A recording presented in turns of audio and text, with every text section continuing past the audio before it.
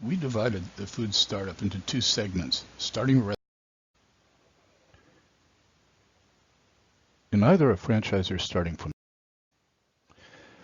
When you approach a franchise and meet their criteria for being awarded, take a look at Mr. Pickle's franchise page. We're going to challenge. These are great reasons to look at franchising. Usually franchises have their concept figured out and can support you when you don't get the results you'd expected.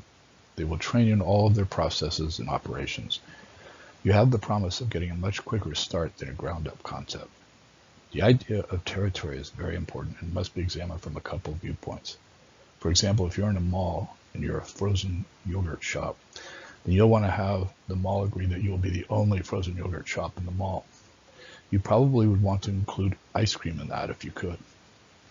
Geographic territory is also key, as you won't want to compete with another franchise of the same name 5 miles away. So at the very least, you need a right of first refusal for a new franchise nearby. Or you'd have to purchase a region large enough for you to grow into and not compete in the same region. The franchise will have a huge buying advantage with all the restaurants they sell to. You may run a cost of goods 5 to 10% better than you could just using your own buying power as a ground-up concept. It is true, franchises have a much higher success than startup concepts. These reasons are why you'd be willing to surrender 10 to 12% of your gross profit. A lot of the disadvantages of franchises are the mirror opposite of the positive. You should pay attention to them because they could apply to you after you've made a financial commitment and can't be reversed. That 7 to 12% marketing and royalty fees are huge. Often in order to make the desired financial result, you'll need to plan to grow to owning several of the individual franchises. You do have to abide by the franchise agreement, so if it calls for purchasing through their vendors, you'd have no say in picking your own vendor who you think has a superior product.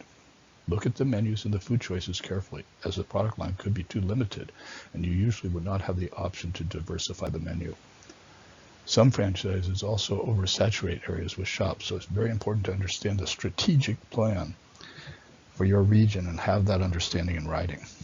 If the parent company decides to change the interior-exterior package, you'll have to comply and make significant remodeling expenses.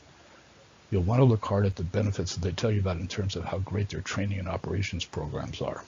This is when you'd want to plan to interview other franchisors that you pick to reinforce your good choice to invest. Finally, you'll need to research what they call the product life cycle. Trade sources such as the National Restaurant Association regularly report out the latest hot concepts and those that are in decline. This is a great list to use when you're researching a franchise. There are many, many small franchises you might be interested in. You just need to use a list like this to ensure you get what you need to succeed. We've seen every one of these problems. Some have convoluted financial and organizational schemes.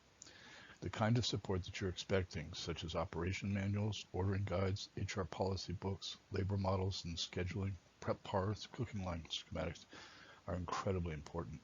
When you look at the video a little bit later, you'll see how someone can devise a franchise scheme that does not benefit their franchisors. The franchise success record is very important. High turnover of franchisees is important as typically when franchisees exit and sell to an incoming investor, often they sell at a huge loss of their investment. In the last several years, we've seen incoming franchisors taking over a franchise simply by being willing to come in and take over existing expenses and lease liability with little or no contribution to the exiting seller's debt. As we said earlier, this is a great list to use to evaluate the value added a franchisor is publicly claiming. This episode of the Profit Reality TV show has many of the franchise issues, both positive and negative, in this episode. The video is 18 minutes long. Take a look and we'll have a discussion at the end. If you're considering a franchise, what practices and processes scared you about the video? Would you have been inclined to invest with them prior to the video? How about after the video? Make a list of the lessons learned from this segment and bring to the midpoint as we get together for conversations about the pros and cons of franchising.